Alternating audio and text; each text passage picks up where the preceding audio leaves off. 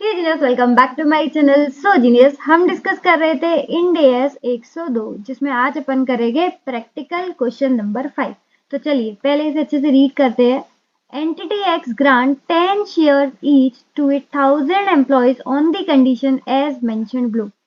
यहाँ पर सबसे पहले आपको total number of employees given है 1000 और हर एम्प्लॉयज को कितने ऑप्शंस मिल रहे हैं? 10। ठीक, आगे देखते हैं कंडीशन क्या है। To remain in service and entities profit after tax shall reach 200 million. ठीक है, तो दो कंडीशन है कि उनको हमारे यहाँ रहना है, और दूसरा जो प्रॉफिट आफ्टर टैक्स यानी कि EAT जिसे बोलते हैं, अर्निंग आफ्टर टैक्स, वो कितना होना चाहिए? 100 मिलियन। ठीक है, it is expected that PAT should reach to 100 million by the end of 3 years। और ये एक्सपेक्टेशन लगाया जा रहा है कि ये जो 100 मिलियन है वो कब तक हमारा कंप्लीट हो जाएगा? 3 years। ठीक है, तो ये एक्सपेक्टेशन है कि यहाँ तक कंप्लीट हो जाएगा। तो जो पीरियड ऑफ टाइम हमारा एक्सपेक्टेशन रहेगा वही हमारा क्या बन जाएगा? Vesting period. यानी कि ये 3 years हमारा क्या बन जाएगा? Vesting period. और मुझे कमेंट में सबसे पहले ये बताओ कि ये जो प्रॉफिट आफ्टर टैक्स वाली कंडीशन है, ये कंडीशन मार्केट से लिंक्ड है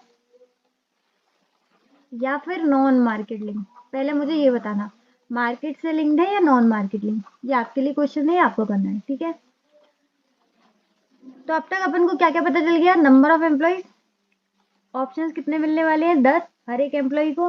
वेस्टिंग पीरियड पता नहीं था, तो वेस्टिंग पीरियड कैसे पता लगाते हैं? जब वो कंडीशन फुलफिल हो जाएगी उस पीरियड का एक्सपेक्टेशन, उसी को बोलते हैं vesting period. That is 3 years in this particular case. और लास्ट हमारा एक ही चीज रह गई, फेयर वैल्यू ग्रांटेड की, वो भी अपन को गिवन है, दैट इज 100। आगे देखते हैं। Employees expected for wasting right by first year 97%। बोल रहे हैं फर्स्ट ईयर एंड में सिर्फ और सिर्फ 97% रहेंगे, यानी कि 1000 एम्प्लॉयज बोल रहे हैं, लेकिन रहेंगे कितने? सिर्फ और सिर्फ 97%।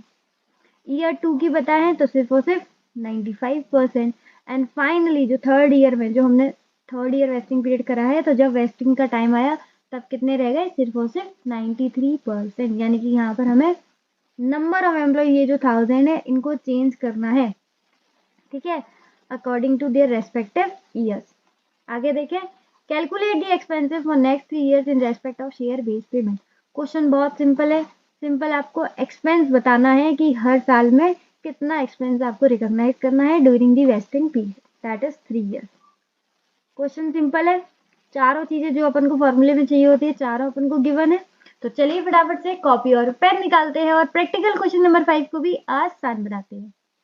हाँ जी, तो कॉपी पर लिखिए इंडिया 102 का practical question number 5 solution. Question की क्या रिक्वायरमेंट है? एक्सपेंस कैलकुलेट करना। तो लिखेंगे computation of expense to be recognise at each year.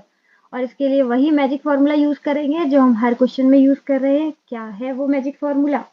Number of employees expected to fulfil the condition. हर साल में कितने एक्सपेक्टेशन लगता है आपको कि एम्प्लॉयज रहेंगे, इनटू उन एम्प्लॉयज को कितना ऑप्शन मिल रहा है, इनटू ग्रांड डेट पर क्या फेली है, ग्रांड डेट पर क्या फेयर वैल्यू है, डिवाइड करेंगे वेस्टिंग पीरियड में, और जितना वेस्टिंग पीरियड कंप्लीट हो गया उससे इनटू मार देंगे, और अगर पहले कुछ एक्सपेंस रिकॉग्नाइज किया है तो उसे माइनस कर देंगे। ठीक है, तो यही फॉर्मूला हम हर बार लगाते हैं, वही लगाना है। एक एक करके कैलकुलेट करते हैं। सबसे पहले ईयर 1 का नंबर ऑफ एम्प्लॉयज कितने थे? टोटल तो 1000 थे, लेकिन ईयर 1 पर सिर्फ और सिर्फ कितना रहेगा? 97%। ठीक है, हर एम्प्लॉय को कितना ऑप्शन मिल रहे हैं? 10। फेयर वैल्यू कितना है ग्रांड डेट पर? फेयर वैल्यू है ग्रांड डेट 100 रुपीज। डिवाइड कर देंगे वेस्टिंग पीरियड जो कि है 3, और अभी तक कितना साल कंप्लीट हो गया है? 1। कैलकुलेट करो फटाफट। 1000 इंटू 97% इंटू 10 इंटू 100, सॉरी एक second, 1000 into 97% into 10 into 100 divide by 3। ये आ गया 323333।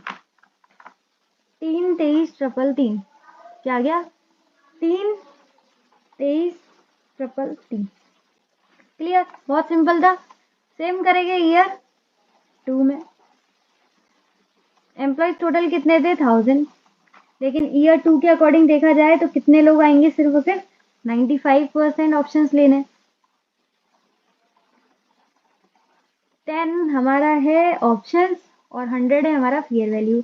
डिवाइड करेंगे, वेस्टिंग पीरियड कितना है 3, अब तक वेस्टिंग पीरियड कितना कंप्लीट हो गया 2। 1000 into 95% into 10 into 100 divide by 3 into 2, ये आ गया 63333 63333। ठीक है, ये कब का है? ये पूरे 2 सालों का है, टोटल 2 ईयर्स। क्या हम पहले कुछ रिकॉग्नाइज कर चुके हैं? हाँ, 323,333 हम फर्स्ट ईयर में रिकॉग्नाइज कर चुके हैं। तो सेकंड ईयर में कितना रिकॉग्नाइज करेंगे? इसको माइनस कर दो, 3 2 3 1 2 3, ये आ गया 3,10,000। 3,10,000 हो गया हमारा सेकेंड ईयर का एक्सपेंस रिकॉग्निशन। ठीक है, ये हो गया फर्स्ट ईयर का, ये हो गया सेकेंड ईयर का। क्लियर? इसी तरीके से हम करेंगे थर्ड ईयर में, year number 3। Total number of employees कितने थे? 1000, लेकिन रहेंगे कितने ना? अब तो थर्ड ईयर आ गया ना, तो सिर्फ और सिर्फ 93% ही ऑप्शन लेने आएंगे। इंटू 10 हमारा ऑप्शंस, इंटू 100 हमारा फेयर वैल्यू, डिवाइड कर देंगे 3 से, और अब तो वेस्टिंग पीरियड पूरा ही कंप्लीट हो गया, दैट इज 3, तो इंटू कर देंगे 3 से। तो 1000 इंटू 93% इंटू 10 इंटू 100 डिवाइड करोगे, इंटू करोगे, बात सेम ही आएगी। तो टोटल आ गया हमारा 9,30,000। क्लियर? ये हमारा टोटल 3 ईयर्स का एक्सपेंस है। क्लियर? क्या हम पहले रिकॉग्नाइज कर चुके हैं? बिल्कुल।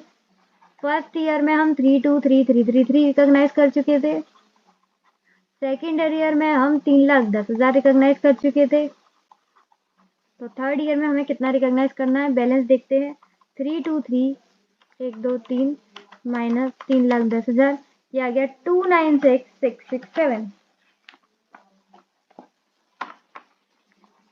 296,667,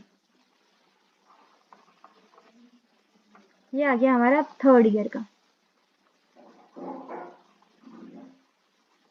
ठीक है, सिंपल क्वेश्चन था।